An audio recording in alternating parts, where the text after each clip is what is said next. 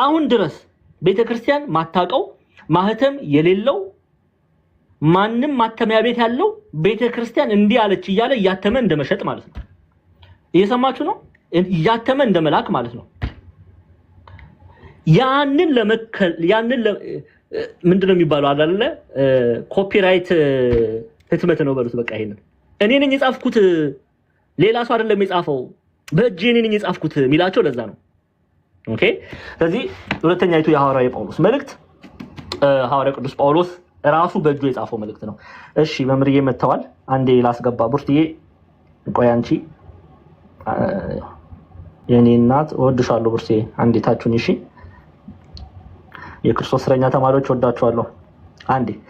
ስለዚህ እየገባችሁ ነው አይደለ? በደንብ እኔ ይኸው ከተማርን አይቀር መጽሐፍ ቅዱስን ብልጥ ነው ምን አንድ የሚቀረን ነገር የለም። እያንዳንዷን ነው የምንማረው። እናሳፍራቸዋለን ኦርቶዶክሳውያን መጽሐፍ ቅዱስ አያውቁም ብሎ የሚዋሹትን ተመልከቱ። ስለዚህ ይሄን መልእክት ሁለተኛ ተሰሎንቄን የጻፈው ሐዋርያው ቅዱስ ጳውሎስ አንዱ ምክንያት መግቢያው ላይ በደንብ በስፋት አይተናል። አንዱ ምክንያት ምንድነው? ሐሰተኞች በዚህ ቤተክርስቲያን ተገኝተው እስልዋኖስ ማለትም ሲላስ፣ ጢሞቴዎስ ጳውሎስ መልእክት ልኳል ብለው የጌታ መምጫ አሁን ነው ብለው ያስጨንቋቸው ስለነበረ ያ ስህተት እንደሆነ ለመግለጽ ከጻፈው በኋላ ደግሞ ራሱ ሲግኒቸሩን ፈረመበት። በእጄ ነው የጻፍኩት አለ።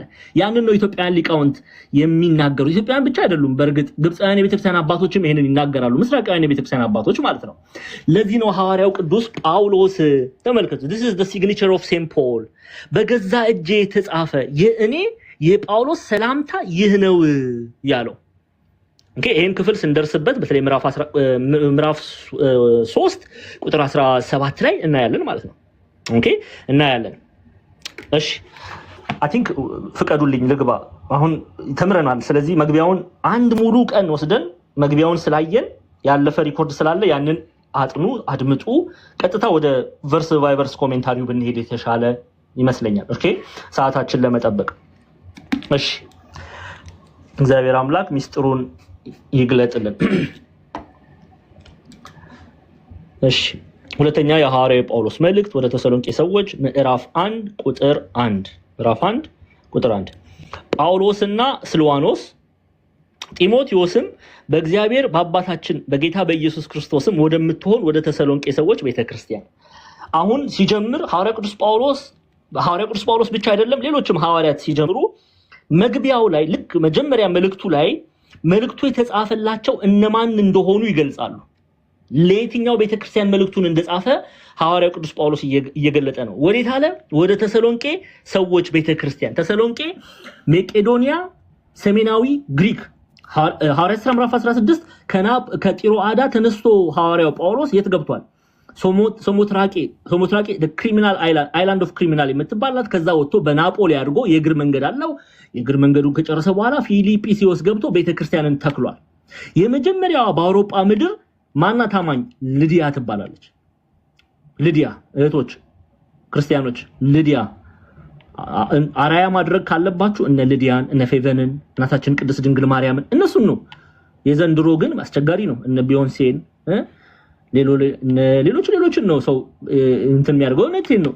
ልዲያን የመሰለች ጀግና ሴት ተምረናል። ስለሷ ዛሬ ስለ ልዲያ ልናጠና አይደለም፣ ግን እኔ በጣም ነው የምወዳት። ልዲያ የመጀመሪያዋ አማኝ ናት። በአውሮፓ ምድር ሴት ናት። የመጀመሪያዋ አማኝ ሴት ናት። እህቶች ደስ ሊላችሁ እኮ ያስፈልጋል። በዚህ ልትኮሩ ያስፈልጋል። አያችሁ አይደለ? ሴቶች ለእግዚአብሔር ቃል ያላቸውን ፍቅር ታዩባታላችሁና አውሮፓ ምድር ገባ። ፊልጵስዩስ ገባ። ፊልጵስዩስ የእስክንድር አሌክዛንደር ዘ ግሬት አባቱ ፊሊፕ ተሰከንድ ይባላል። ኦኬ እስክንድር እየተባለ ይጠራል። ተዋጊ ነው። ፊልጶስ በሚባል አባት በሮም ቅኝ ግዛት የወደቀች ከተማ ስለሆነች በፊልጶስ በአባቱ ስም የተሰየመች ከተማ ናት። ኦኬ ከዛ ወጥተው ሐዋርያት ሥራ ምዕራፍ 17 ላይ ተሰሎንቄ ገብቷል። ተሰሎንቄ የት ነው የምትገኘው ብሎ ሰው ቢጠይቋችሁ መቄዶንያ አውራጃ ሰሜናዊ ግሪክ፣ ደቡባዊ ግሪክ አካያ ላይ ስትመጡ ተሰሎንቄን አታገኙ። አካያ ላይ እነማን መሰላችሁ? አሁን ቆሮንቶስን ልናጠና አይደለ? የቆሮንቶስ ቤተክርስቲያን የምትገኘው ደቡባዊ ግሪክ አካያይ ነው። ክንክራውስ ፌቨንን ታቋታላችሁ አይደለ? ሐዋርያት ሥራ ምዕራፍ 16 ላይ እናገኛታለን ታሪኳን። እነ ክንክራውስ የሚባሉት ቤተክርስቲያን የሚገኙት አካያ አውራጃ ነው። እነ ስፓርታ እና አቴና ይሉታል ኢትዮጵያን ሊቃውንት። ኦኬ እነዚህ የሚገኙት ደቡባዊ ግሪክ ነው። ሰሜናዊ ግሪክ በሮም ቅኝ ግዛት የወደቀች መቄዶንያ አውራጃ ላይ የምትገኝ ከተማ ናት ተሰሎንቄ። ስለዚህ ሐዋርያው ቅዱስ ጳውሎስ ልክ መልእክቱን ሲጀምር የላከው መልእክቱ ለተሰሎንቄ እንደሆነ ለተሰሎንቄ ቤተክርስቲያን እንደሆነ ነው የሚገልጸው። ኦኬ ለተሰሎንቄ ቤተክርስቲያን እንደሆነ ነው የሚገልጸው። ለቤሪያ አላከም፣ ለፊልጵስዩስ አላከም፣ ናፖሊዮን አላከም። የላከው ለማን ነው? ለተሰሎንቄ ነው የላከው። ስለዚህ መልእክቱ ዳይሬክትሊ ሁለተኛው የሐዋርያው ጳውሎስ መልእክት ዳይሬክት ኮሜንታሪው ለማን ነው የምንሰጠው? በተሰሎንቄ ላሉ ምዕመናን። ለምሳሌ መልእክተ ዮሐንስን ስንማር መልእክተ ዮሐንስ አንደኛ ዮሐንስ መልእክት የተጻፈው ለማን ነው? በኢትዮጵያ ሊቃውንት መሰረት ኤፌሶን ታናሿ እስያ ዛሬ ላይ ቱርክ ምዕራባዊውን ቱርክ የምትነካክተል ከተማ ናት ኤፌሶን። ኦኬ ለዛ የተላከ ነው። ሁለተኛው የሐዋርያው ጳውሎስ መልእክት ወደ ተሰሎንቄ ሰዎች ለማን ነው የተላከው? ለተሰሎንቄ። ያንን ነው ሐዋርያው ቅዱስ ጳውሎስ እየገለጸ ያለው። ግን ለተሰሎንቄ ቢላክ እኔና እናንተ አያገባንም ወይ? እኔና እናንተን አይነካም ወይ? ይሄንን ማወቅና መረዳት ያስፈልጋል። ቤተክርስቲያን ኩላዊት ናት።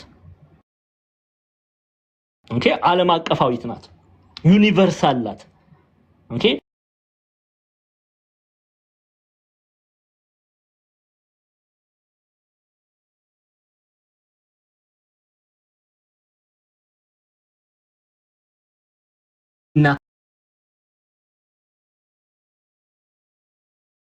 ይናገራል። በመቄዶንያ ያለችዋን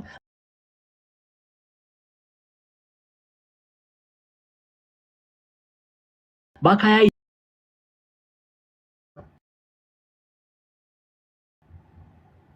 ኦኬ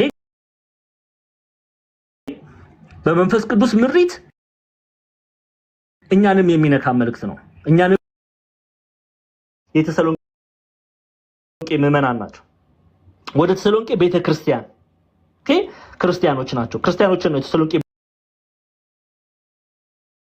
ቤተክርስቲያን የሚለው እኔና እናንተ አማኞቹን።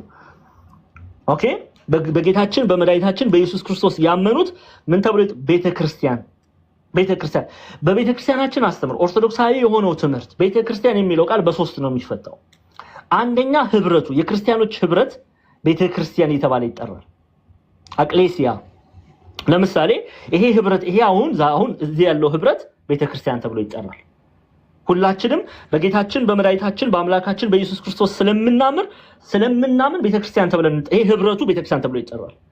ሌላ ደግሞ ይሄ ድንኳን ይሄ ስጋ የእግዚአብሔር የቅዱሱ መንፈስ ማደሪያ ስለሆነ ምን ተብሎ ይጠራል? ቤተክርስቲያን ተብሎ ይጠራል። ይሄ አንድም ህንፃ ቤተክርስቲያን የክርስቲያኖች ቤት ስለሆነ ጸሎት የሚያደርጉበት ስለሆነ ቤተክርስቲያን እያለች ቤተክርስቲያን ትጠራለች። ግን ማወቅና መረዳት ከነዚህ ሶስቱ የሚበልጠው ማን ነው? ብልጫ አለ። ይሄ ማወቅ አለብን። ይበላለጣሉ። ይሄ ድንኳን ይበልጣል። እየሰማችሁ ነው? እኛ የእግዚአብሔር የቅዱሱ መንፈስ ማደሪያዎች ነን። ቤተክርስቲያን ነን። ቤተክርስቲያን ብሎ የሚጠራው ሐዋርያው ቅዱስ ጳውሎስ በተሰሎንቄ መጽሐፍ ምዕራፍ 1 ቁጥር 1 ላይ ይሄንን ነው።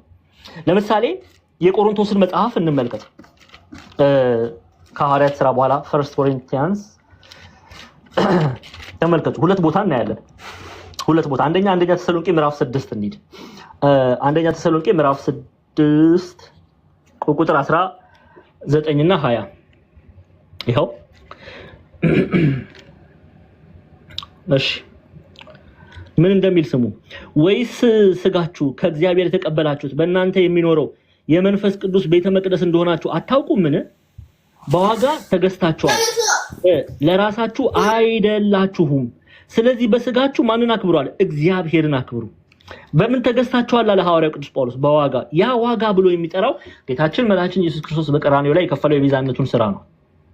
ስለዚህ እኔና እናንተን ቤተክርስቲያን እያለ ይጠራል። የእግዚአብሔር የቅዱሱ መንፈስ ቤተ መቅደስ እያለ ይጠራል። ይኸው ወይስ ስጋችሁ ሲል ይሄ ስጋችን ማለት ነው። ወይስ ስጋችሁ ይሄ ስጋችሁ ከእግዚአብሔር የተቀበላችሁት በእናንተ የሚኖረው የመንፈስ ቅዱስ ቤተ መቅደስ እንደሆነ አታውቁምን ይላል። በዋጋ ተገዝታችኋልና ለራሳችሁ አይደላችሁም። ስለዚህ በስጋችሁ ማንን አክብሩ? እግዚአብሔርን አክብሩ። እዚህ የተሰሎንቄ መጽሐፍ ላይ ደግሞ ምዕራፍ 3 ላይ ስትመጡ ምን እንደሚል ተመልከቱ። ከቁጥር 16 እና 17 የእግዚአብሔር ቤተ መቅደስ እንደሆናችሁ የእግዚአብሔርን መንፈስ እንዲኖርባችሁ አታውቁምን? ማንም የእግዚአብሔርን ቤተ መቅደስ ቢያፈርስ እግዚአብሔር እርሱን ያፈርሰዋል። የእግዚአብሔር ቤተ መቅደስ ቅዱስ ነውና ያውም እናንተ ናችሁ አለ። ያውም እናንተ ናችሁ። እንዲህ ብሎ ያስተማረው ሐዋርያ በቆሮንቶስ እንዲህ ብሎ ያስተማረው ሐዋርያ ነው ተሰሎንቄንም የጻፈው። ስለዚህ ምን ይላል? ጳውሎስ ስልዋኖስ ማን ነው? ሲላስ፣ ጢሞቴዎስ በእግዚአብሔር በአባታችን በጌታ በኢየሱስ ክርስቶስም ወደምትሆን ወደ ተሰሎንቄ ሰዎች ቤተክርስቲያን። ለምንድነው በእግዚአብሔር በአባታችን በጌታ በኢየሱስ ክርስቶስ ያለው? ምን እያለ ነው? በኢየሱስ ክርስቶስ የምታምን ቤተክርስቲያን ኦኬ፣ ለሚያምኑ ክርስቲያኖች ምዕመናን እየጻፈ ነው። ጳውሎስ፣ ስልዋኖስ፣ ጢሞቴዎስ በእግዚአብሔር በአባታችንም በጌታ በኢየሱስ ክርስቶስም ወደምትሆን ወደ ተሰሎንቄ ሰዎች ቤተክርስቲያን ያለው ለዛ ነው። በኢየሱስ ክርስቶስ የሚያምኑ በወልድ በኢየሱስ ክርስቶስ ስናምን ይላል ቅዱስ ዮሐንስ ምንድነው ያለው? ወልድና አብ ራሱ ኢየሱስ ክርስቶስ ወልድ ነው። አብ ከኛ ጋር ናቸው። ሰው በኢየሱስ ክርስቶስ ካላመነ አብም መንፈስ ቅዱስም የለውም። ይሄ ማወቅ ያስፈልጋል። እንመልከት። ሁለተኛ ዮሐንስ ማስረጃ እየሰጠው ነው የምንሄደው። እሺ ሁለተኛ የሐዋርያው የዮሐንስ መልእክት ሁለተኛይቱ የሐዋርያው የዮሐንስ መልእክት ቁጥር 7 ይኸው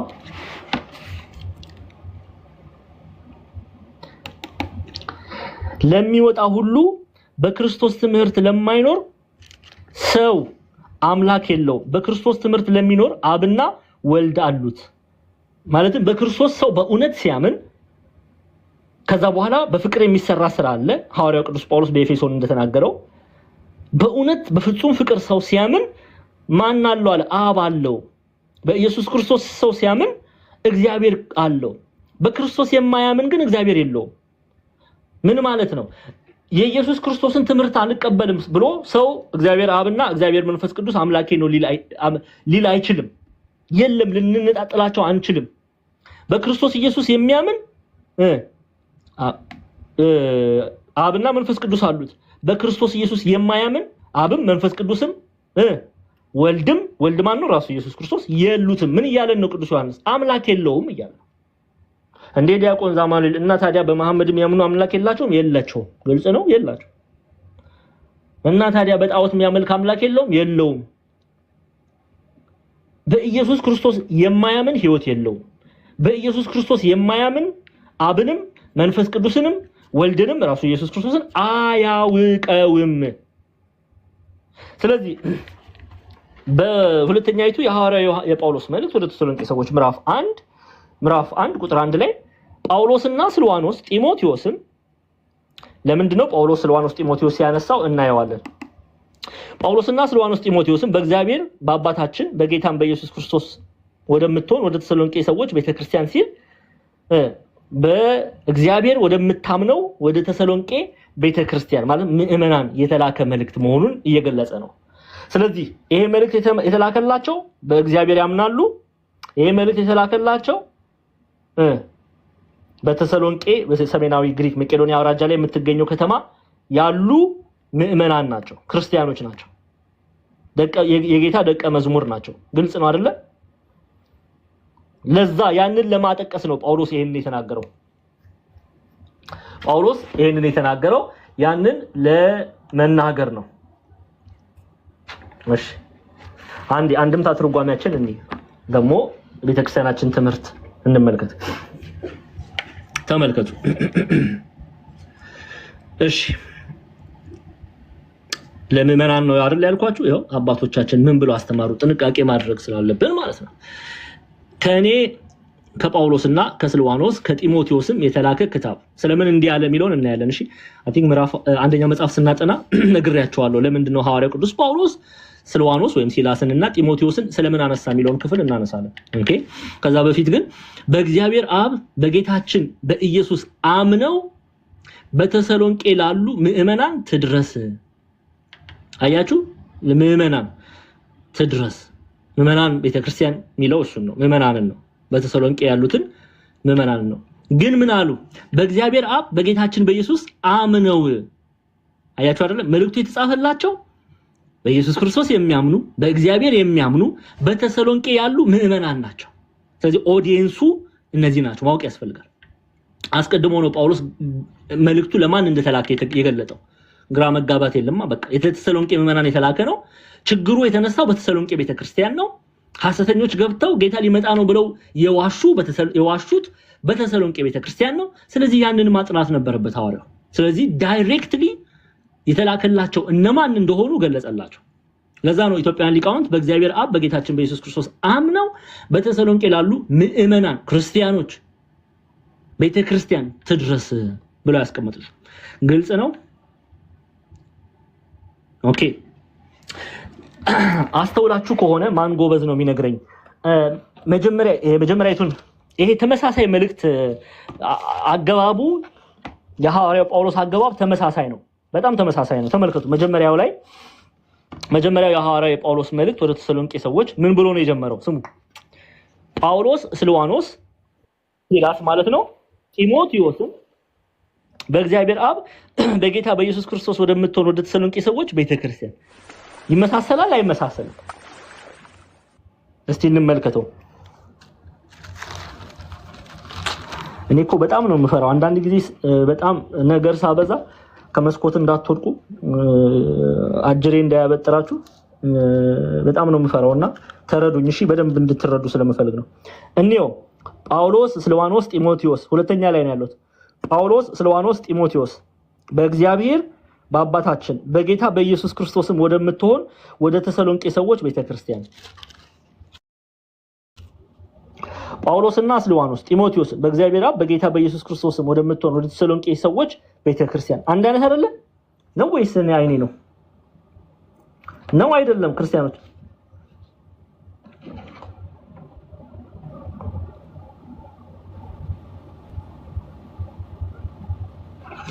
ነው አይደለም? እሺ ራስዎ ነው ልበል። እሺ ነው ዲያቆን ዛማኑኤል ቀጥል። እሺ ጳውሎስ ስልዋኖስ ጢሞቴዎስ። ለምንድን ነው ጳውሎስ ስልዋኖስ ጢሞቴዎስን ኮት ያደረገው which is ሜንሽን ያደረገው በመልእክቱ ላይ? ኢትዮጵያን ሊቃውንት ስለ አዲስ ኪዳን ትርጓሜ መምህራን ለአብነት ያህል በቤተክርስቲያናችን ላይ በትርጉም ስራ ላይ እጅጉን የሚያገለግሉ እጅጉን የሚወዳቸው የኔ መምህርም ናቸው መጋቢ ሐዲስ ስቡህ አዳምጤ ይሄን ክፍል ለምንድን ነው ጳውሎስ ስልዋኖስ ጢሞቴዎስን ኮት የሐዋርያው ቅዱስ ጳውሎስ ያነሳው ቢሉ ጳውሎስ ስልዋኖስ ጢሞቴዎስን ለተሰሎንቄ ቤተክርስቲያን የጌታ አገልጋዮች እንደሆኑ ለማስተዋወቅ ነው ይላል። ኦኬ ጳውሎስ ስልዋኖስ ጢሞቴዎስን ያነሳበት አንደኛ ሐዋርያው ቅዱስ ጳውሎስን የሚራዱት እንደሆኑ አንድም የቤተክርስቲያን አገልጋዮች እንደሆኑ ያውቁ ዘንድ ነው እና ለማስተዋወቅ ስማቸውን ጠቀሰ ይላል። ኦኬ ለዛ ነው ለማስተዋወቅ ነው። አንድም ግብፃውያን መተርጉማን በተለይ መጀመሪያይቱን የሐዋርያው ጳውሎስ መልእክት ወደ ተሰሎንቄ ሰዎች ስናጠና ስለ ፍቅር ስለ ትህትና እንዲህ ብሎ ተናገረ ይላሉ። ለምን ለፍቅርና ለትህትና መልእክቱን ራሱ ነው ጻፍኩት ያለው። ተመልከቱ። ሁለተኛይቱ የሐዋርያው ጳውሎስ መልእክት ምዕራፍ 3 ቁጥር 17 በገዛ እጄ የተጻፈ የኔ የጳውሎስ ሰላምታ ይሄ ነው አለ። በገዛ እጄ ነው የጻፍኩት ይሄንን ሰላምታ አለ። ሐዋርያው ቅዱስ ጳውሎስ። ታዲያ ለምንድን ነው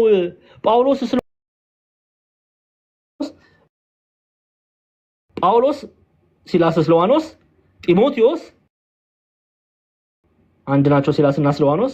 ጳውሎስ ስልዋኖስ ጢሞቴዎስን ኮት ያደረገው ለተሰሎንቄ ምዕመናን ጳውሎስ፣ ስልዋኖስ፣ ጢሞቴዎስ የቤተ ክርስቲያን አገልጋይ እንደሆኑ ሊያስተዋውቅ ስለፈለገ ነው ይላሉ ኢትዮጵያ ሊቃውንት። ኦኬ አንድም በተለይ አንደኛ ተሰሎንቄ ላይ ስናጠና አይተናል። ግብፃውያንም ኢትዮጵያውያንም ቤተክርስቲያን ምንድነው የምትለው? ትህትናውን ፍቅሩን ያሳያል። እስቲ አብረን እያነበብን እንዲያው ዝም ብዬ በኪስ ያውጥቼ እንደምነግራችሁ እንዳይመስል፣ እዚህ ቤት እንደዛ ያለ ማስረጃ እያሳየን ነው። ስለዚህ ሐዋርያው ቅዱስ ጳውሎስ የራሱ ስም ነው። ከዛ ስልዋኖስና ጢሞቴዎስን ጠቅሷል። ለምን አለ ቢሉ ይላሉ ኢትዮጵያ ሊቃውንት ስልዋኖስና ጢሞቴዎስን ለተሰሎንቄ ቤተክርስቲያን ሊያስተዋውቅ ስለፈለገ ነው ይላሉ። ኦኬ አንድም ለፍቅርና ለትህትና። ይሄው እስቲ ግብፃውያንን እንመልከት።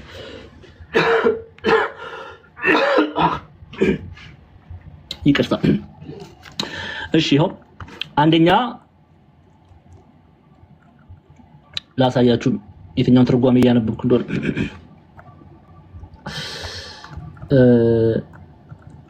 the first epistle, which is አንደኛ ተሰሎንቄ ላይ ማለት ነው። the first epistle of the Saint Paul to the Thessalonians, ወይ ተሰሎንቄ ማለት ነው። እሺ ይሄው ማነው አዘጋጁ? ፋዘር ቴድሮስ ያዕቆብ ማላቲ፣ ቄስ ቴድሮስ ማላቲ ናቸው። ትልቅ አባት ናቸው። ኦኬ እንሂድ ወደታች። verse 1 እንዴት አድርገው ነው የተረጎሙት? ኦኬ ኢትዮጵያን ሊቃውንትም ተመሳሳይ ሐሳብ ነው። አንድምታውን ገብታችሁ እዩት። ያው እንድናይ የፈለኩት ለምንድነው ሲሊቫኒስ ይሉታል ስልዋኖስ እና ጢሞቴዎስን የጠቀሰው የሚለውን እንዲህ ብለው ያብራራሉ።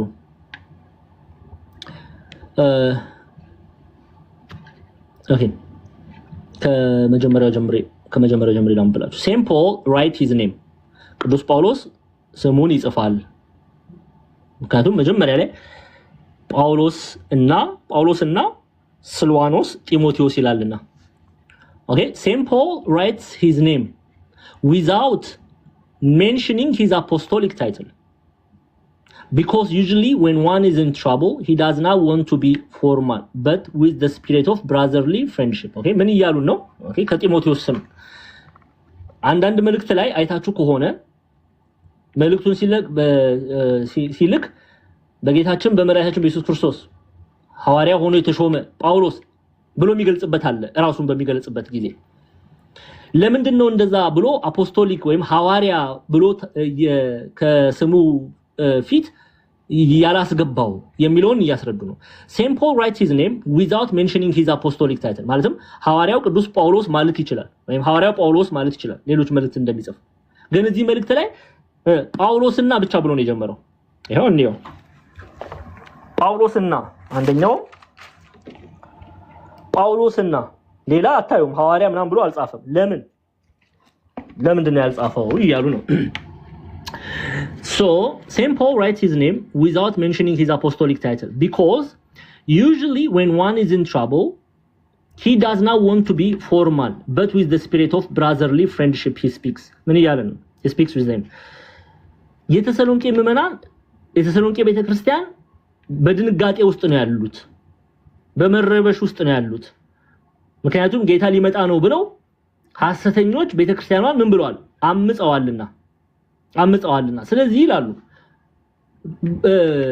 ወንድማዊ በሆነ ስፒሪት ኦኬ but with the formal የሆነ መልእክት ሊጽፍላቸው ሐዋርያው ጳውሎስ ምናምን ብሎ ሊጽፍ አልፈለገም። ይችላል እንደዛ ብሎ መጻፍ፣ ግን እነሱ በጭንቅ ውስጥ ስላሉ ፎርማል ወንድማዊ የሆነ መልእክት ሊጽፍላቸው።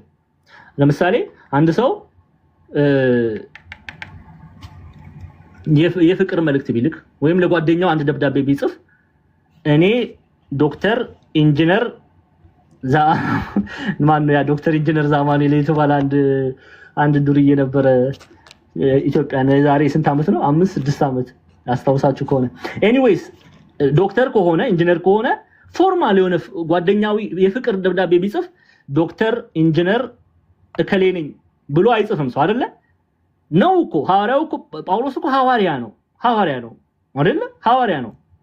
ግን በዛ መልእክቱ ሊጽፍላቸው አልወደደም፣ ምክንያቱም በጭንቅ ውስጥ ናቸውና። ስለዚህ የወንድማዊ መልእክትን ነው እየጻፈላቸው ያለው ይላሉ ግብፃውያን መተርጉማን።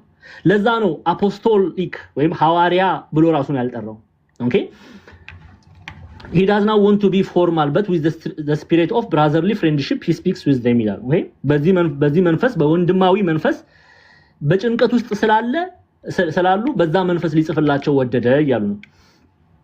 ኦኬ ከዛ በኋላ ይቀጥሉና that is why he adds the name of Silvanus and Timotheus አንድም ለዛ ምክንያት ነው ጢሞቴዎስ እና ስልዋኖስ ሲላስ ስም ያነሳ as his partners in writing although he was the only writer in humility he emphasized that he was not the only one with the feeling of love and compassion but the others who participated in the service too ስሙ አሁን ለምንድን ነው ስልዋኖስና ጢሞቴዎስን ያነሳው ቢሉ በእርግጥ የጻፈው ማን ነው እራሱ ሐዋርያው ቅዱስ ጳውሎስ ነው ግን ስለምን ስልዋኖስንና ጢሞቴዎስን አነሳ ቢሉ እነሱም ለተሰሎንቄ ቤተክርስቲያን ጳውሎስ እንዳለው ፍቅር እነሱም አላቸው ስለዚህ እነሱም ከሚጽፈው መልእክት ጋር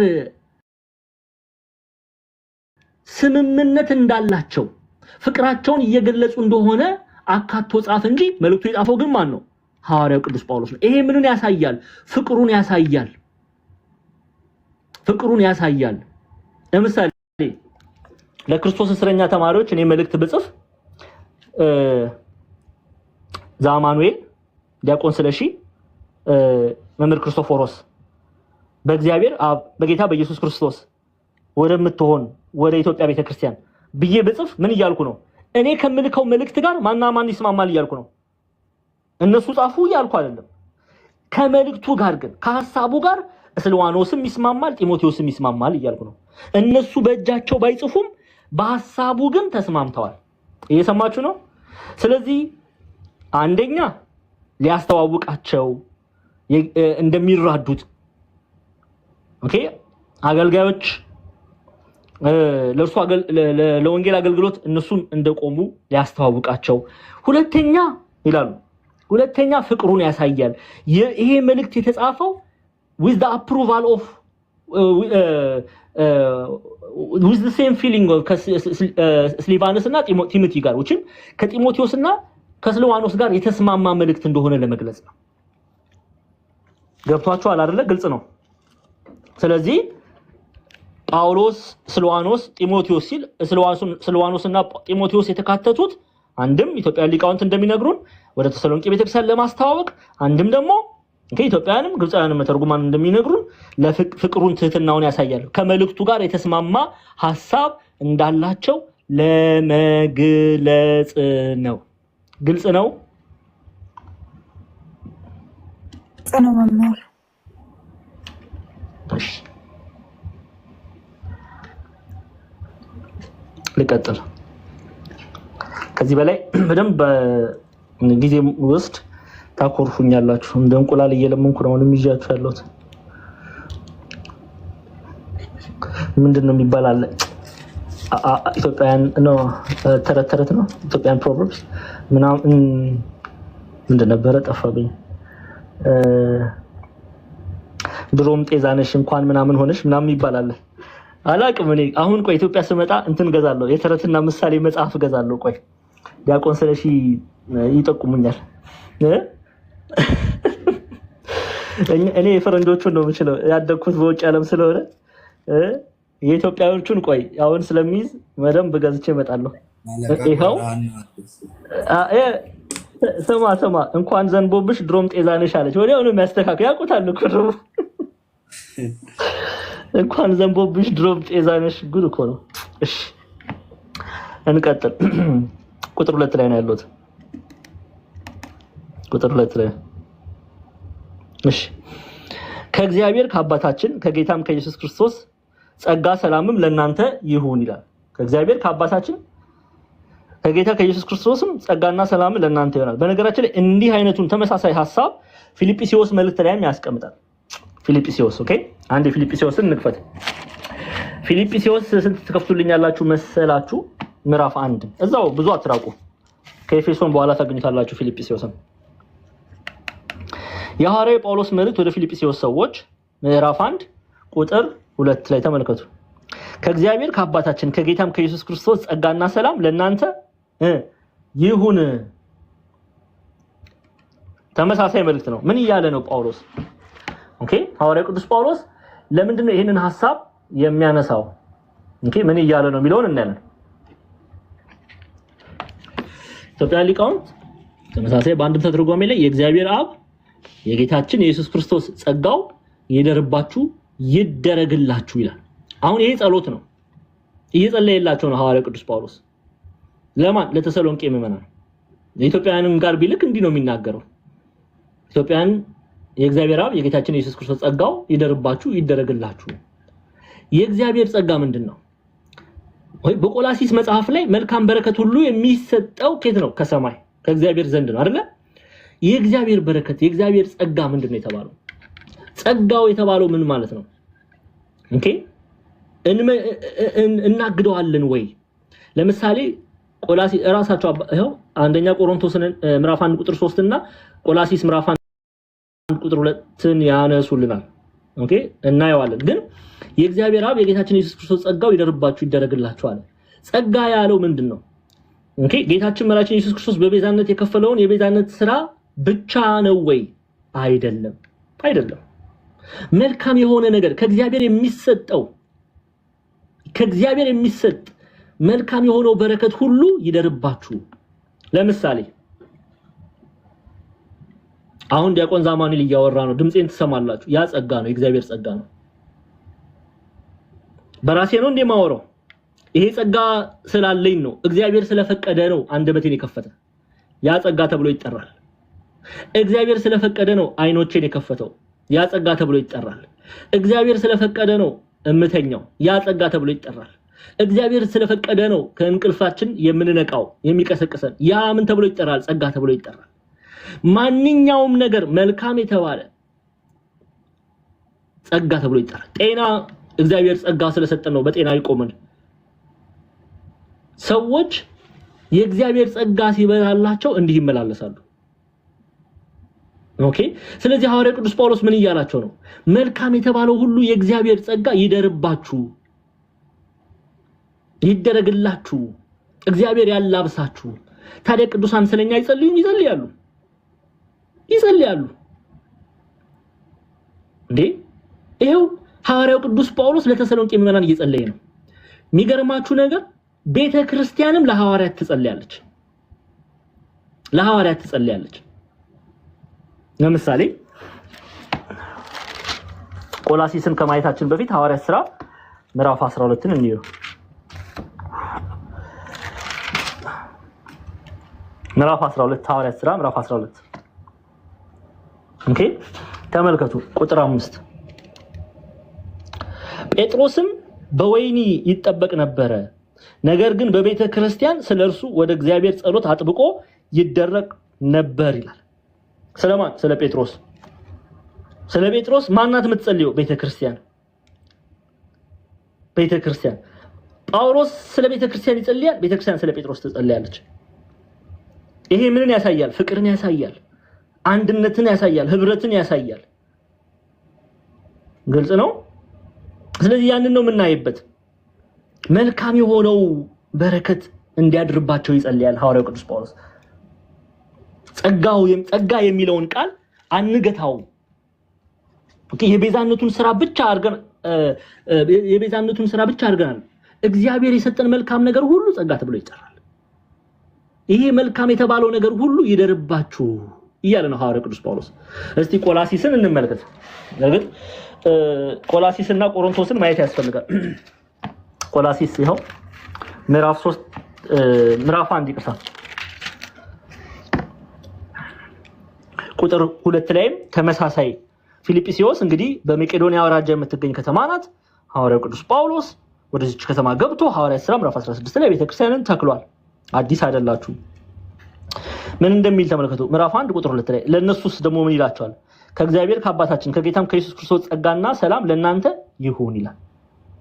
ይሄ በፊልጵስዩስ ያለውን ነው የምነግራችሁ። ይሄ ፊልጵስዩስ መልእክቱ ላይ። አሁን ወደ ቆላሲስ እንሂድ። ይሄው የሐዋርያው ጳውሎስ መልእክት ወደ ቆላሲስ ሰዎች ተመልከቱ። ምዕራፍ 1 ቁጥር 2 ላይ ይኸው ከእግዚአብሔር ከአባታችን ከጌታም ከኢየሱስ ክርስቶስ ጸጋና ሰላም ይሁን ይላል። ተመልከቱ ለእያንዳንዷ ቤተክርስቲያን እንትን ሲመክር ታያላችሁ። እሺ ሌላ ቆሮንቶስ አንደኛ ቆሮንቶስ አንዴ ያው መጀመሪያይቱ የሐዋርያው ጳውሎስ መልእክት ወደ ቆሮንቶስ ሰዎች ምዕራፍ 1 ቁጥር 3 ከእግዚአብሔር ከአባታችን ከጌታም ከኢየሱስ ክርስቶስ ጸጋና ሰላም ለእናንተ ይሁን ይላል። አያችሁ ለቆሮንቶስ ቤተክርስቲያን ይመክራል። ደቡባዊ ግሪክ ሰሜናዊ ግሪክ ለምትገኘው መቄዶንያ ቤተክርስቲያን ይመክራል። ኦኬ ስለዚህ ጸጋ የሚለው ሐሳብ ግልጽ ነው ብዬ ተስፋ አደርጋለሁ። ከኔ ጋር ናችሁ ክርስቲያኖች?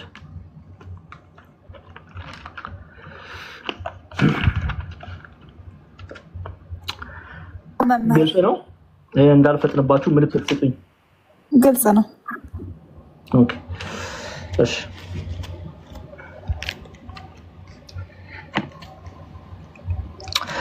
ያው እግዚአብሔርና አባታችን ያለው ይሄ ጸጋ የሚገኘው ከሰማይ እንደሆነ ነው። መልካሙ በረከት የሚመጣው ከሰማይ እንደሆነ ነው።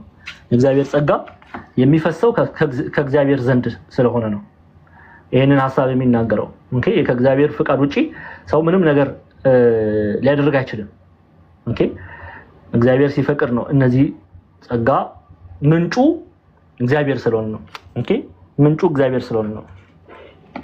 የመልካም ነገር ሁሉ ምንጭ እግዚአብሔር ነው። ይሄን እንድታውቁ ለዛ ነው እግዚአብሔርን ያነሳው። እሺ ቁጥር 3 ላይ ነው ያሉት ወንድሞች ሆይ የእምነታችሁ እጅግ ስለሚያድግ የሁላችሁም ይታያል።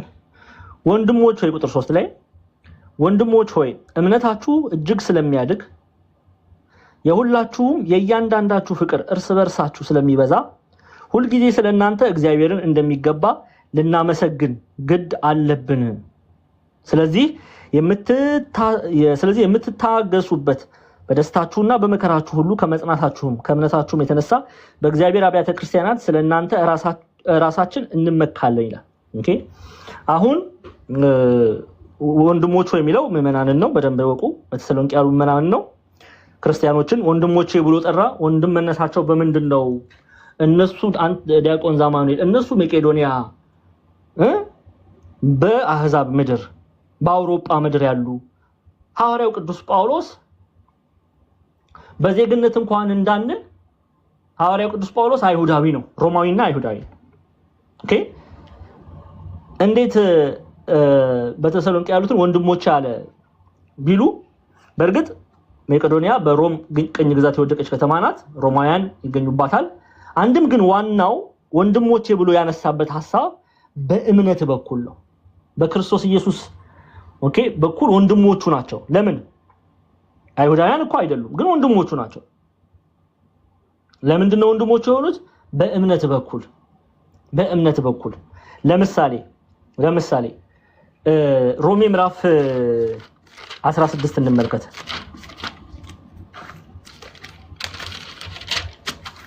ሮሜ 16 አያችሁ ምን ብሎ ይጀምራል? ቁጥር 1 ላይ በክንክራኦስ ባለች ቤተክርስቲያን አገልጋይ የምትሆን እህታችን ፌቤንን አደራ ብያቸዋለሁ። እህታችን ብሎ ይጠራል። የሐዋርያት እህት ማንን? ፌቤንን። የት ያለችዋን? ክንክራኦስ ያለችው። ክንክራኦስ የት ናት? ደቡባዊ ግሪክ። እቹት ክንክራኦስ በዛ የምታገለግል ፌቤን ተብላ የምትጠራ አገልጋይ ያለች። በነገራችን ላይ የሮሜን መልእክት ይሄንን ሰው ያልተረዱት የሚስቱበት የሚጣሉበት መልእክት ወደ ሮሜ ሰዎች ባለመረዳት የእግዚአብሔርን ቃል ባለመረዳት ከሆነ ሰው በራሱ እየተረጎመ የሚጨቃጨቅበት መልእክት ማለት ነው። ይሄ ወደ ሮሜ ሰው ይሄ መልእክት ለገባው ለተረዳው ለተገለጸለት የእረፍት መልእክት ነው። ላወቀው ምዕራፍ 8 ቁጥር 34 ብቻ አይደለም ሮሜ 16 ምዕራፍ ነው ያለው። ይሄንን ላነበበ ለተረዳ እንዲያውም እኮ ኢትዮጵያን ሊቃውንት ሮሜን መልእክት ብለው አይደለም የሚጠሩት። በዚህ አጋጣሚ መጽሐፍ ነው የሚሉት። በጣም ብዙ በውስጡ በጣም የሚያሳርፍ ብዙ የእግዚአብሔር ቃል የያዘ መጽሐፍ ነው። ይሄንን መጽሐፍ ወደ ኢጣሊያ ሮም ይዛ ሄደችው ማናት? ፌቤን ታማኝ ሆና የተገኘችው ማናት? ፌበን ሆና የተገኘችው ማናት? ፌበን። ኦኬ። ስለዚህ ምን እያለ መልእክቱን ይልካል? በክንክራዎስ ባለች ቤተክርስቲያን ማለትም ክንክራዎስ እችናት ደቡባዊ ግሪክ አካያይ አውራጃ በክንክራዎስ ባለች ቤተክርስቲያን አገልጋይ የምትሆን እህታችን ፌበን አለ። አይሽ የሐዋርያቱ ሁሉ እህት ብሎ የክርስቲያኖች እህት ብሎ ይጠራታል። ለምንድን ነው እህታችን ፌበን ያለው? በአገልጋይ ናት እኮ በክርስቶስ ኢየሱስ አምና የምታገለግል በክንክራዎስ ያለች አገልጋይ ናት። በአገልግሎት ስለምትመስለው ጌታችን መራችን ኢየሱስ ክርስቶስን በማመን በእምነት ስለምትመስለው እህቴ ብሎ ይጠራታል። እህቴ ብሎ ይጠራታል። አያችሁ? እንደዚሁ በተመሳሳይ መልኩ ወንድሞቼ ሆይ ብሎ ተሰሎንቄ መቄዶንያ አውራጃ የምትገኘዋን ቤተክርስቲያን በዛ ያሉትን ምዕመናን ወንድሞቼ ሆይ እያለ ይጠራል። በእምነት በኩል ወንድሞቹ ናቸውና ኦኬ፣ ወንድሞቼ እያለ ይጠራል። እነዚህ የሚጠሩት ወንድሞቼ የተባሉት ምዕመናን ናቸው። ኦኬ፣ እምነታችሁ እጅግ ስለሚያድግ የሁላችሁም የእያንዳንዳችሁ ፍቅር እርስ በርሳችሁ ስለሚበዛ ሁልጊዜ ስለናንተ እግዚአብሔርን እንደሚገባ ልናመሰግን ግድ አለብን ይላል። ግድ አለብን በምታሳዩት መንፈሳዊ ፍሬ፣ በምታፈሩት መንፈሳዊ ፍሬ። ማንን እያመሰገነው? ሐዋርያው ቅዱስ ጳውሎስ እግዚአብሔርን እያመሰገነ ነው። ለምን? ሐዋርያት የሚደሰቱት ቅዱሳን የሚደሰቱት እኔና እናንተ በእግዚአብሔር ቃል ፍሬ ስናፈራ ነው። ሌላ አይደለም። ይሄን ልናቅና ልንረዳ ያስፈልጋል።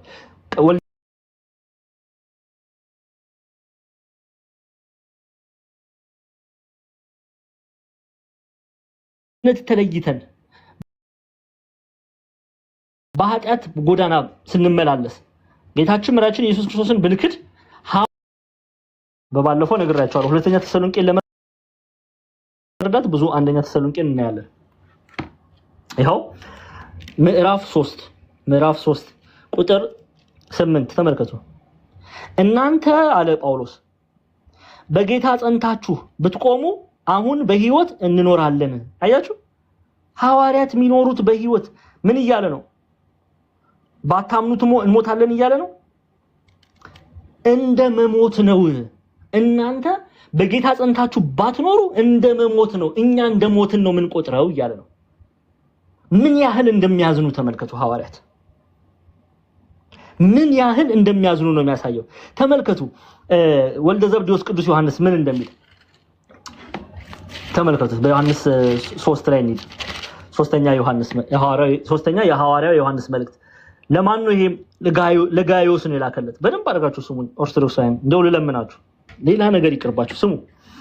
ሶስተኛይቱ የሐዋርያው ዮሐንስ መልእክትን ማን የጻፈው? ወልደ ዘብዴዎስ ቅዱስ ዮሐንስ። ለማን? አንድ ሰው ጋዮስ ተብሎ ለሚጠራ። አሁን ጋዮስ በመልካም በቅላውዲዮስ ቄሳር ጊዜ ከኢጣሊያ ሮም የተበተኑትን እየተቀበለ አገልጋዮችን በቤቱ ያሳርፋል፣ ይመግባል። አንድምታ ተርጓሚያችን እንደሚል አብልቶ አጠጥቶ ስንቅ አስይዞ ይሰዷቸዋል ይላሉ ሊቃውንቱ። ከዛስ በኋላ ቅዱስ ዮሐንስ ሲያገኛቸው ማን አበላችሁ ቢላቸው ጋዮስ፣ ማን አጠጣችሁ ቢላቸው ጋዮስ፣ ማን ጋር አረፋችሁ ቢላቸው ጋዮስ፣ ማን ስንቅ አስያዛችሁ ቢላቸው ጋዮስ። አሁን ቅዱስ ዮሐንስ ይሄን ሲሰማ እንዴት ደስ እንዳለው ተመልከቱ። ሉቃስ 15 ላይ በሰማይ አንድ ንስሐ በሚገባ አንድ ሰው በሰማይ ያሉ መላእክት ይደሰታሉ አይደል የሚለው? በሰማይ ያሉ መላእክት ብቻ አይደለም የሚደሰቱት፣ ምድራውያን መላእክት የተባሉ ሐዋርያትም ይደሰታሉ። ይሄው እንመልከት። ከቁጥር 3 ጀምሬ ላንብበው እሺ፣ ሰዓት ለመጠበቅ። ወንድሞች መጥተው አንተ በእውነት እንደምትሄድ ስለ እውነትህ ሲመሰክሩ ምን አለኝ ይላል፣ እጅግ ደስ ብሎኛልና። አያችሁ? ማን ነው የሚለው? ቅዱስ ዮሐንስ። ከዛስ በኋላ ልጆቼ በእውነት እንዲሄዱ ከመስማት ይልቅ የሚበልጥ ደስታ የለኝም ማለት አለቀ። ሐዋርያት እኔና እናንተ ኢየሱስ ክርስቶስን መስለን ስንመላለስ ያንን ከማየት የበለጠ ደስታ ያውቁ። አያችሁ ምን አይነት ሩህሩሃን እንደሆኑ። እንደው በፍቅር እኮ የተሞሉ ናቸው። አይታ እንደው ሐዋርያት ስራን ስናጠና ታስተውላላችሁ አይደል? እውነት ታስተውላላችሁ። ወር 2 ሳምንት በእግር እየተመላለሰ ሐዋርያው ቅዱስ ጳውሎስ እኔና እናንተ ኢየሱስ ክርስቶስን እንድንመስል ድካሙን ጥረቱን ታስታውሳላችሁ አይደል? ሐዋርያት ሥራ ተማሪዎች አላችሁ። ግን ለመሆኑ ዓለም ካልወሰዳችሁ እንደ ንፋስ ይዞ ጥርግ ያደረጋቸው ብዙ አሉ። ለነሱ እንጸልያለን። ግን ያላችሁ ታስታውሳላችሁ አይደል? ይሄ ሁሉ ድካማቸው ምንድነው? የሐዋርያት ብቸኛ ደስታቸው እኛ በእውነት ስንቆም ነው። እውነት የተባለ ማን ነው? ኢየሱስ ክርስቶስ። በእውነት በቅድስና ስንመላል ያ ደስታቸው ነው። በንስሐ ስንመላል ያ ደስታቸው ነው። በስጋው ደግሞ ስንመላል ያ ደስታቸው ነው። አሁን እዚህ የተሰበሰበን እንዲያው ቅዱስ ዮሐንስን ማስደሰት እንችላለን? ጋይዮስ ብቻ ነው እንዴ ቅዱስ ዮሐንስ ልጅ? እኛ የሱ ልጆች አይደለንም እንዴ? ልጆቹ እኮ ነን አይደል? መልእክተ ዮሐንስን ስንማር ቆይተናል። የማን ልጆች ነን? የቅዱስ ዮሐንስ። ታዲያ ቅዱስ ዮሐንስን ለማስደሰት ምን እናድርግ? በእውነት እንመላለስ። የኢየሱስ ክርስቶስን ቃል እየሰማን በንስሐ በስጋው ደግሞ በፍጹም ፍቅር እንመላለስ። በዛ ቅዱስ ሚካኤልን ብቻ አይደለም እናስደስተው፣ ቅዱስ ዮሐንስም ይደሰታል። ቤተክርስቲያን ትደሰታለች። አሁን ደስታውን እየገለጸ ነው ጳውሎስ። ይሰማል? ደስታውን እየገለጸ ነው ጳውሎስ። ስለዚህ ምን አላቸው? ወንድሞች ሆይ እምነታችሁ እጅግ ስለሚያድግ አያችሁ፣ የሁላችሁም የአንዳንዶች ፍቅር እርስ በርሳችሁ ስለሚበዛ ሁልጊዜ ስለናንተ እግዚአብሔርን እንደሚገባ ልናመሰግን ግድ አለብን። ስለናንተ እግዚአብሔርን አመሰግናለሁ። ለምን? በመልካም በእውነት እየተመላለሳችሁ ነውና፣ ሐሴት ስላደረገ መልካም ፍሬ ያፈሩ ስለሆነ ያመሰግናቸዋል። አልካዱማ። ኦኬ፣ ሂስቶሪካል ኮሜንታሪውን አይተናል። ሂስቶሪካል ኮሜንታሪውን የተሰሎንቄ አይተናል። ሐሰተኞች ብቻ ገብቶ አይደለም የሚያስጨንቋቸው፣ ክፉ አይሁዳውያን፣ ክፉ ሮማውያን። the Greco-Roman culture, which is the classical mythology, አምልኮተ ጣዖት የበዛባት ከተማ ናት። እጃቸውን ጭነውባቸዋል፣ ይገርፏቸዋል፣ ይሰድቧቸዋል፣ ይገድሏቸዋል፣ ያርዷቸዋል። ደማቸው በኢየሱስ ክርስቶስን ካዱ። ኢየሱስ ጌታ ነው አትበሉ፣ ቄሳር ጌታ ነው በሉ ይሏቸው አንልም። ጌታ አምላክ ማለት ነው። እውነተኛና ሕያው ጌታ ኢየሱስ ክርስቶስ ነው እያሉ በድፍረት ይመሰክራሉ። ደማቸው ተሰሎንቄን ሞልቷታል። በዚህ ሁሉ ውስጥ ግን እምነታቸውን ስላልጣሉ ሐዋርያ ጳውሎስ ያመሰግናቸዋል። this is the historical background of the Thessalonica, which is ተሰሎንቄ ታሪካዊ ጥናት ማለት ነው። ስለዚህ እግዚአብሔርን ያመሰግናሉ። ሐዋርያት በዚህ ፈተና ውስጥ በዚህ መከራ ውስጥ ጸንተዋላ። እኔና እናንተስ ብንሆን አሁን እንቅፋት ሲመታን አይደል እንደ እግዚአብሔርን እየሰደበን ያለን? ሎቱ ስባት ጋድ ፎርቢድ ይላል ዮሐንስ አፈወርቅ አይደለም? ልክ እንቅፋት ሲመታን የአባቶች አምላክ የለህም ማለት ነው እንላለን። ጉድ እኮ ነው እንዴ! የራስ ገበርጓ ሲያደርገን በቃ የለም እግዚአብሔር አምላክ እግዚአብሔር የለም ምን እንላለን? ቦይፍሬንድ ወይም ገርልፍሬንድ ሲክዱን አንገታችን ላይ ያለ መስቀል ቆርጠን እንጥላለን። አቤት አቤት አቤት! አስባችሁታል? ሐዋርያው ቅዱስ ጳውሎስ ምን እንደሚል አሁን እውነት ለኢትዮጵያውያን መልእክት ቢጽፍ ለዚህ ዘመን ኢትዮጵያውያን መልእክት ቢጽፍ ምን የሚል ይመስላል? ራሳችሁ ፍረዱ። ምን ብሎ መልእክት የሚጽፍ ይመስላችኋል?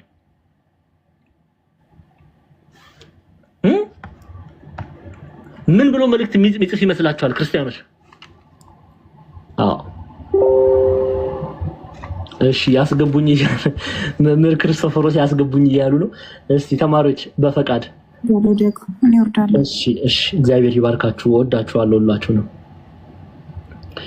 እሺ ይግቡ መምህር። ይሄው እርሶ በጉልበቶት ይወርዳሉ፣ በጉልበቶት ይገባሉ። ቆይ ኔትወርክ እኔ እገዛለታለሁ መምህርዬ።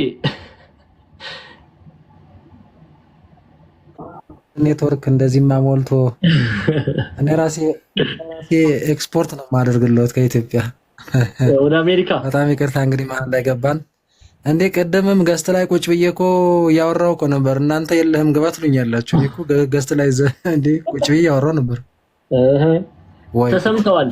ከኢትዮጵያ ወደ አሜሪካ ሪስታርት አድርጌ ምን ብዬ ሌላ ፓኬጅ ሞልቼ ምናምን ነው የመጣሁት። አሁን ራሱ ከኢትዮጵያ ወደ አሜሪካ ተማሪዎች ሰምታችኋል። ኔትወርክ ኤክስፖርት አደርጋለሁ እያሉ ነው። እኔ የለሁበትም፣ ትራምፕ እንዳይሰማው እንግዲህ ነው። ቀጥሉ በሉ እንግዲህ መሀል ላይ እንደሰበር ገባን። በጣም ይቅርታ። እሺ ልቀጥል። ኔትወርክ ከኢትዮጵያ ወደ አሜሪካ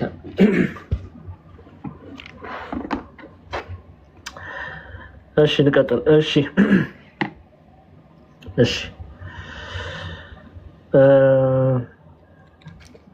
ስለዚህ ወንድሞች እያለ ይጠራቸዋል። ወንድሞቼ ሆይ እምነታችሁ እጅግ ስለሚያደርግ የሁላችሁም የእያንዳንዳችሁ ፍቅር እርስ በርሳችሁ ስለሚበዛ ሁል ጊዜ ስለናንተ እግዚአብሔርን እንደሚገባ ልናመሰግን ግድ አለብን ይላል። ይሄንን መልእክት በአንደኛ ተሰሎንቄ ላይም እናየዋለን፣ ሲያመሰግን እናያለን። መጀመሪያቱ የሐዋርያው ጳውሎስ መልእክት ወደ ተሰሎንቄ ሰዎች ያመሰግናቸዋል። አንድም በፍቅር ስላሉ፣ አንድም የሚያመሰግናቸው በእምነት ጸንተው በፈተና ውስጥ እያለፉ በእምነት ስለጸኑ ያመሰግናቸዋል። ተመልከቱ ከቁጥር 6 ጀምሬ ላንብብላችሁ። ደግሞ እናንተ ቃሉን በብዙ መከራ ከመንፈስ ቅዱስ ደስታ ጋር ተቀበላችሁ። መንፈስ ቅዱስ ደስታ ጋር ተቀበላችሁ ሲል ምን እያለ ነው? ጸጋ እግዚአብሔር ይበልጣል እያሉ ለሰማዕትነት ይሰለፋሉ። ካዱ፣ ኢየሱስ ክርስቶስ ጌታ ነው ማለት አቆሙ፣ ቄሳር ጌታ ነው ብሎ አለበለዚያ አንገታችሁን በሰይፍ እንቆርጣለን ሲሉ ምን ይሉ ነበር? የተሰሎንቄ ምዕመናን ጸጋ እግዚአብሔር ይበልጣል ይላሉ ኢትዮጵያ ሊቃውንት በትርጓሜ ላይ። እየገደሏቸው እኮ ነው ክርስቲያኖች፣ እየገደሏቸው እኮ ነው፣ እየገረፏቸው፣ ሸንጎ ፊት እያቆሟቸው መገረፉ ጸጋ እግዚአብሔር ይበልጣል፣ ብንገረፍ ከእግዚአብሔር ፍቅር በላይ አይደለም ይሄ ዱላው፣ ይሄ ሰይፉ፣ ይሄ ሰይፉ ከእግዚአብሔር ፍቅር በላይ አይደለም እያሉ ዋጋ ይወስዳሉ። እሺ ስለዚህ ምን ይላል ተመልከቱ። ደግሞ ከእናንተ ቃሉን በብዙ መከራ የሚለው አሁን እያልኳችሁ ሂስቶሪካል ባክግራውንዱን ቅድም እንደነገርኳችሁ በብዙ መከራ ከመንፈስ ቅዱስ ደስታ ጋር ማለትም የእግዚአብሔር ልጅነት ይበልጣል፣ ጸጋ እግዚአብሔር ይበልጣል፣ ብንገደል፣ ብንሞት፣ ብንሰደብ፣ ሰይፍ ቢበዛብን እያሉ ማለት ነው። ከመንፈስ ቅዱስ ደስታ ጋር ተቀበላችሁ። ደስ ብሏችሁ ነው መከራውን የምትቀበሉት። እኛንና ጌታን የምትመስሉ ሆናችሁ። ስለዚህ በመቄዶንያና በአካይያ ላሉት ምዕመናን ሁሉ ምሳሌ ሆናችኋል። መቄዶንያ ሰሜናዊ ግሪክ፣ ደቡባዊ ግሪክ ባሉ አብያተ ክርስቲያናት ዘንድ እናንተ በእምነታችሁ ያለውን ፍሬ እየተመለከቱ ምሳሌ እያደረጓችሁ ነው እያለ ነው ጳውሎስ። እሺ ሌላ አስረጅ ልስጣችሁ። ምዕራፍ 3 አንደኛ ተሰሎንቄ ምዕራፍ 3 እሺ ተባካችሁ ገስት ላይ ከመምህራን ውጪ ገስት ላይ የምትገቡ አንደኛ ኔትወርካችሁን አስተካክሉ፣ ሁለተኛ ቪዲዮ ክፈቱ እባካችሁን፣ ኧረ ልለምናችሁ። እሺ ምዕራፍ 3 ምዕራፍ 3 አሁን ጢሞቴዎስን ከላከው በኋላ ጢሞቴዎስ ታውቃላችሁ አንደኛ ተሰሎንቄ ስናጠና ጢሞቴዎስን ልኮታል ጳውሎስ መሄድ ስላልቻለ። ጢሞቴዎስ መጥቶ ምን እንዳለው ስሙ። ቁጥር 1 ላይ ስለዚህ ወደፊት እንታገዝ ዘንድ ባልተቻለን ጊዜ በአቴና ብቻችንን ልንቀር በጎ ፈቃዳችን ሆነ። ስለ እምነታችሁም እንዲያጸናችሁ እንዲመክራችሁ ወንድማችንን የእግዚአብሔርንም አገልጋይ ከኛ ጋር አብሮ በክርስቶስ ወንጌል የሚሰራውን ጢሞቴዎስን ላክ ነው። በዚህ መከራ ማንም እንዳይናወጥ ለዚህ እንደተመረጥን ራሳችሁ ታውቃላችሁና አለው። አሁን ጢሞቴዎስ ሄዶ አይቶ ፍሬ እያፈሩ እንደሆነ ስለተመለከተ ለሐዋርያው ቅዱስ ጳውሎስ መጥቶ ምን አለው ተመልከቱ። ይሄው ቁጥር 6 ላይ አሁን ግን ጢሞቴዎስ ከእናንተ ዘንድ ወደኛ መጥቶ ስለ እምነታችሁ ስለ ፍቅራችሁ የምስራች ብሎ በነገረን ጊዜ እኛም እናያችሁ ዘንድ እንደምንናፍቅ ታዩን ዘንድ እየናፈቃችሁ ሁል ጊዜ በመልካም እንደምታስቡን በነገረን ጊዜ ስለዚህ ወንድሞች ሆይ በእምነታችሁ በኩል በችግራችንና በመከራችን ሁሉ ስለናንተ ተጽናናን። እናንተም በጌታ ጸንታችሁ ብትቆሙ አሁን በሕይወት እንኖራለን ካለ በኋላ አሁን ስለነሱ ምክንያት እንዴት እንደሚጸልይ ስሙ። ይሄው ሙሉን አነባዋለሁ ስሙ። ተጽናናን ካለ በኋላ እናንተ በጌታ ጸንታችሁ ብትቆሙ አሁን በሕይወት እንኖራለን፣ ፊታችሁን ልናይ በእምነታችሁ የጎደለውን ልንሞላበት ሌሊትና ቀን ከመጠን ይልቅ እየጸለይን በአምላካችን ፊት ከእናንተ የተነሳ ስለምንደሰተው ደስታ ሁሉ ለእግዚአብሔር በእናንተ ምክንያት ምን ያህል ምስጋና እናስረክብ ዘንድ እንችላለን ይላል። አሁን ሐዋርያው ቅዱስ ጳውሎስ የተሰሎንቄ ምዕመናን ፍሬ እያፈሩ ስለሆነ ማንን እያመሰገነ ነው? እግዚአብሔርን እያመሰገነ ነው። ለምን? አንደኛ በፍቅር እርስ በርሳቸው ይዋደዱ ነበር። እርስ በርሳቸው ይዋደዱ ነበር አንደኛ። ሁለተኛ በእምነት ጸንተዋል። በክርስቶስ ኢየሱስ ላይ ባለው እምነታቸው ላይ የጸኑ ስለነበረ ያመሰግናቸዋል። ኢትዮጵያ ሊቃውንት ተመልከቱ፣ በሃይማኖት ከመሰሏቸው ከወንድሞቻቸው ሁሉ ጋር ፍቅራችሁ በስታለች፣ ሃይማኖታችሁ ጸንታለችና ምስጋና ኦኬ ምክንያት ምስጋናው በፍቅር በጽናት ስለቆሙ ግልጽ ነው። ለምንድን ነው የሚያመሰግናቸው? በፍቅር ስላሉ። ለምንድን ነው የሚያመሰግናቸው? በሃይማኖት ስለጸኑ።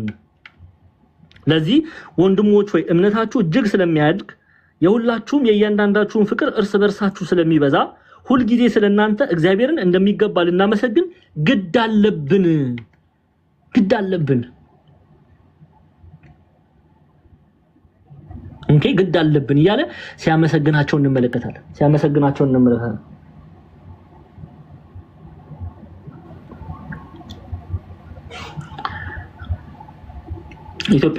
የሐዲስ ኪዳን ትርጓሜ መምህራን ኢትዮጵያ ሊቃውንት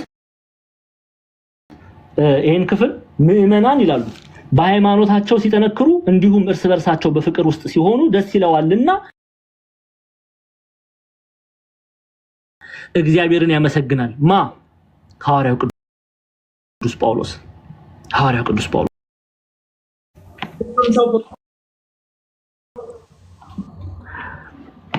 ኦኬ እሺ የጢሞቴዎስን አንዴ ከዚሁ ጋር ተያይዞ ጢሞቴዎስን እንመልከት። ሁለተኛ ጢሞቴዎስ ተከፍቱልኝ። አንደኛ ጢሞቴዎስ ይሄው መጀመሪያይቱ የሐዋርያው ጳውሎስ መልእክት ወደ ጢሞቴዎስ ሰዎች ማን ነው ጸሐፊው? ሐዋርያው ቅዱስ ጳውሎስ። ኦኬ ለማን? ለጢሞቴዎስ እውነተኛ ልጅ ለሚለው ለጢሞቴዎስ። እሺ ምዕራፍ 2 ቁጥር 1 ላይ ምን እንደሚል ስሙ። 1 እና 2 የሰበከውን የሚኖር ሐዋርያ ነው። እንግዲህ እግዚአብሔርን በመምሰልና በጭምትነት ሁሉ ጸጥና ዝግ ብለን እንድንኖር ልመናና ጸሎት፣ ምልጃም፣ ምስጋናም አያችሁ ምስጋናም ስለ ሰዎች ሁሉ ስለ ነገስታትና ስለ መኳንንት ሁሉ እንዲደረጉ ከሁሉ በፊት እመክራለሁ ይላል። ስለዚህ ስለ ሁሉ አመስግኑ አላለም ብሏል ሐዋርያው ጳውሎስ ብሏል፣ አስተምሯል። ያስተማረውን እሱ በተግባር ይኖራል። ይሄው ስለ ተሰሎንቄ ሰዎች እግዚአብሔርን ያመሰግናል። ለዚህ ነው ቤተክርስቲያናችን ታመሰግናለች እግዚአብሔርን። ስለ ቅዱሳኑ እግዚአብሔርን ታመሰግናለች። ስለ ሰማዕታቱ እግዚአብሔርን ታመሰግናለች። ስለ ሰላም እግዚአብሔርን ታመሰግናለች። ስለ ፍቅር ትጸልያለች ቤተክርስቲያን ሐዋርያት አፖስቶሊክ ቸርች ስለሆነች ማለት ነው። ኦኬ እሺ እንቀጥል። እዚሁ ክፍል ላይ እንቀጥል።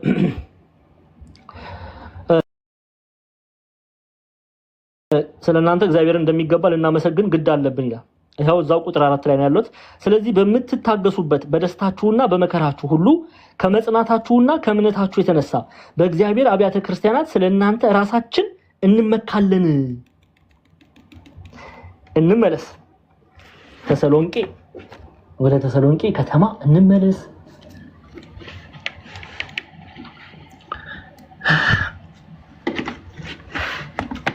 የተሰሎንቄ ምዕመናን ይኸው መጽሐፍ ቅዱስ ስታጠኑ ሂስቶሪካል ባክግራውንዱን ማወቅ መጽሐፉን ለመረዳት ይጠቅማል። ዝም ብሎ አይፈታም መጽሐፍ። ኦኬ በዚህ ጊዜ ሴንት ፖል ቅዱስ ጳውሎስ መልእክቱን በሚጽፍበት ጊዜ ተሰሎኒካ ወይም ተሰሎንቄ በምን አይነት መንገድ ላይ ነው የቆመችው የሚለውን ማወቅ ያስፈልጋል።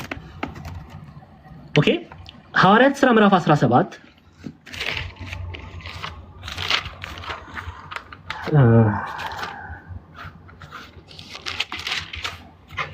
ይሄን ይነግረናል። ሐዋርያት ሥራ ምዕራፍ 17 ቁጥር 6 ተመልከቱ። ኢያሶን ቤት ቀረቡ። ባላገኟቸውም ጊዜ ኢያሶንና ከወንድሞች አንዳንዶችን ወደ ከተማው አለቆች ጎትተው ዓለምን ያወኩ እነዚህ ወደዚህ ደግሞ መጥተዋል፣ ኢያሶንም ተቀብሏቸዋል፣ እነዚህም ሁሉ ኢየሱስ የሚሉት ሌላ ንጉስ አለ እያሉ የቄሳርን ትእዛዝ ይቃወማሉ ብለው ጮሁ። አያችሁ። ስለዚህ ህዝቡን የከተማውን አለቆች ይህን ነገር በሰሙ ጊዜ ታወኩ፣ ከኢያሶን ከሌሎች ዋስ ተቀብለው ለቀቋቸው። ስለዚህ በተሰሎንቄ ቤተክርስቲያን መከራ ነበረ፣ እጅ መጫን ነበረ፣ ፈተና ነበረ፣ ዋጋ እየከፈሉ ነው ያሉት። ኦኬ ስለዚህ ይሄንን ደግሞ አንደኛ ተሰሎንቄ ላይ አይተናል። ደግመን እናየዋለን። ይሄው መጀመሪያይቱ የሐዋርያው የጳውሎስ መልእክት ወደ ተሰሎንቄ ሰዎች ምዕራፍ 1 ከቁጥር 6 ጀምሬ ላምብላችሁ። ደግሞ እናንተ ቃሉን በብዙ መከራ ከመንፈስ ቅዱስ ደስታ ጋር ተቀበላችሁ፣ እኛንና ጌታን የምትመስሉ ሆናችሁ ስለዚህ በመቄዶንያ በአካይላ ያሉት ምዕመናን ሁሉ ምሳሌ ሆናችኋል ይላቸዋል ሐዋርያው ቅዱስ ጳውሎስ። አሁንም ደገመላቸው። አያችሁ ወደ ዋናው ሐሳብ ከመግባቱ በፊት በምስጋና ልባቸውን እየከፈተ ነው። ቀጥሎ ለሚነግራቸው ነገር እንዴት እንደሚጠነቀቅላቸው ተመልከቱ። እንዴት እንደሚጠነቀቅላቸው በፍቅር አቅፎ ወደ እውነት ሲያመጣቸው ታያላችሁ። ተመልከቱ። አሁን ይሄው ምን አላቸው? ስለዚህ በምትታገሱበት በስደታችሁና በመከራችሁ ሁሉ ከመጽናታችሁና ከእምነታችሁ የተነሳ በእግዚአብሔር አብያተ ክርስቲያናት ስለ እናንተ ራሳችን እንመካለን። ስለዚህ ምን እያለ ነው? በሚደርስባችሁ መከራ፣ በሚደርስባችሁ ፈተና፣ በክፉ አይሁዳውያን፣ በሥራ ፈቶች አይሁዳውያን፣ በሮማውያን በአጣዖት አምላኪዎች በሚደርስባችሁ መከራ ጌታችን መድኃኒታችን ኢየሱስ ክርስቶስን ሳትክዱ በእምነት ጸንታችሁ ስለቆማችሁ ማንን እናመሰግናለን? እግዚአብሔርን እንመሰግናለን። እግዚአብሔርን ማመስገን ብቻ ነው? ኖ እንመካለን ሁሉ አለ። አያችኋል እንዴት ምን ያህል እንደሚኮራባቸው ተመልከቱ። ምን ያህል እንደሚኮራባቸው። መቅደስ እባካችሁ ስትገቡ ወይ ኔትወርክ አስተካክሉ እባካችሁን፣ ወይ ሚውት አድርጉ። እንመካለን የሚለው ለዛ ነው። ግልጽ ነው ምን ያህል እንደተደሰተ ይነግራቸዋል። ይሄው አንድምታ ትርጓሜያችንን እንመልከት። ተመልከቱ። ቁጥር 4 ላይ አይደል ያለው? በምዕመናን ፊት እንመካባችሁ ዘንድ እንመካባችሁ ለማለት ነው። በምዕመናን ፊት እንመካባችሁ ዘንድ እንመካባችሁ ድረስ ደርሰን ስለ ሃይማኖታችሁ ታግሳችሁ ስለምትቀበሉት መከራ ጸዋቶ መከራ ሃይማኖታችሁ ጸንታለች፣ ፍቅራችሁ በስታለች። አያችሁ መከራቸው ፍቅራቸውን ይመሰክራል፣ ለክርስቶስ ኢየሱስ ያላቸውን ፍቅር። ስለዚህ በመከራ ጸንተው በፍቅር ጸንተው ስለቆሙ እንመካባችኋለን ይላል ሐዋርያው ቅዱስ ጳውሎስ። ቤት በምዕመናን ማለት በእነሱ አቅራቢያ ባሉ አብያተ ክርስቲያናት ዙሪያ ሐዋርያው ቅዱስ ጳውሎስ ይመካባቸዋል። ለዚህ ነው ኢትዮጵያውያን ሊቃውንት ምንድነው የሚሉት? የተሰሎንቄ ምዕመናን በገዛ ወገኖቻቸው በሚደርስባቸው መከራ ሳይበገሩ፣ የአዲስ ኪዳን ትርጓሜ ነው የምነግራችሁ፣ ሳይበገሩ ከእምነታቸው ሳይናወጡ በክርስትናቸው በመገኘታቸው መመኪያ ሆነውታል። ምን ማለት ነው መመኪያ? ሌላውን ለማስተማር ለመውቀስም አሪያ አድርጎ ይጠቀማቸዋል። አሪያ ሆነውታል ማለት ነው። ይመካባ። ለምሳሌ ምሳሌ ነው ደግሞ ወደ ሌላ እንዳትወስዱት። በራሴ ምሳሌ ልስጥ። ቲክቶክ አስቸጋሪ ነው ደግሞ። እሺ በራሴ ምሳሌ አሁን ለምሳሌ መምህር ክርስቶፎሮስ ከኔ በጣም እጅጉን የተሻሉ መምህር ናቸው፣ ወንድሜ ናቸው። በጣም ነው የምወዳቸው። እንዲሁም ዲያቆን ስለሺ አሁን እኔ ጥበብን ለመምከር ወይም ሀኒዬን ወይም ጥበብን ለመምከር ሞከርኩ። አሁን ጥበብ መምህር ክርስቶፎሮስን አታይም? ተመልከቻቸው ለእምነታቸው ያለው ፍቅር ብዬ መምህር ክርስቶፎሮስን አሪያ አርጌ እንደማቅረብ ማለት ነው። ግልጽ ነው። እንደዛ እያላቸው ነው መካባችኋለሁ ሲል ይሄው ምዕራፍ አንደኛ መጽሐፍ ላይም ይሄን ሐሳብ እናያለን። መጀመሪያው የሐዋርያው ጳውሎስ መልእክት ወደ ተሰሎንቄ ሰዎች ምዕራፍ 1 ከቁጥር 6 ይሄን አይተን እንቋጫለን። ደግሞ ከእናንተ ቃሉን በብዙ መከራ ከመንፈስ ቅዱስ ደስታ ጋር ተቀበላችሁ፣ እኛንና ጌታን የምትመስሉ ሆናችሁ። ስለዚህ በመቄዶንያ በአካይላ ያሉት ምዕመናን ሁሉ አያችሁ ምን ሆናችሁ አለ። እስቲ ያን ያንብቢ። ምን ሆናችሁ አለ? ምን ሆናችሁ? ምሳሌ ሆናችሁ ነው የሚለው አማርኛ ክፍል። በቃ ሰኞ፣ ረቡዕ፣ ዓርብ አማርኛ አስጠናለሁ። ማክሰኞና ሐሙስ ሂሳብ እንጀምራለን እዚህ ቤት። ምንም ማድረግ አይቻልም። አም ሶሪ አይሻልም? መምህር ክርስቶፎሮስ እሺ። ሮምና እቺ ሮምና ጉዳ ፈላችሁ እኮ ስም ሁሉ መቀየር ተጀመረ። ነይ እሺ ሮምና እስቲ አንቺ ደግሞ ምንድን ነው የሚለው? ምሳሌ ሆናችሁላቸው ምሳሌ ሆናችሁላቸው ይሰማል አንዴ ጎበዝ ምሳሌ ሆናችሁላቸው ለነማን በመቄዶንያና በአካያይ አውራጃ ላሉ አብያተ ክርስቲያናት እስቲ እንመልከት ይሄው መቄዶንያ አካያይ በመቄዶንያና አካያይ ያሉት አብያተ ክርስቲያናት እነማን ናቸው እንመልከት ኦኬ እሺ የመጀመሪያ ፊሊፒ ወይም ፊልጵስዩስ ኦኬ ናፖሊ ፊልጵስዩስ እሺ አንፊጶል አፖሎኒያ ቤሪያ በጣም ልባሞች የተባሉት ቤሪያ ሐዋርያት ሥራ ምዕራፍ 17 ላይ ለነሱ ብቻ በፍጹም በጣም ብዙ ዲስታንስ ርቀት ደግሞ ደቡባዊ ግሪክ ብንሄድ አቴንስ ቆሮንቶስ ክንክራውስ ነስፓርታ በዚህ ያሉ ምዕመናን የተሰሎንቄ ቤተክርስቲያን የተሰሎንቄ ምዕመናን ምሳሌ አድርጎ ሐዋርያው ቅዱስ ጳውሎስ ይመክራቸዋል አታዩም እነሱ በፈተና ውስጥ እያለፉ በእምነት ጸንተዋል በክርስቶስ ፍቅር ጸንተዋል እያለ ያስተምራል ማለት ነው ግልጽ ነው እግዚአብሔር አምላክ ይባርካችሁ ሁለተኛው የሐዋርያው ጳውሎስ መልእክት ወደ ተሰሎንቄ ሰዎች ዛሬ ምዕራፍ 1ን ጀምረናል ቁጥር 4 ድረስ ነው የተማርነው ነገ እንጨርሳለን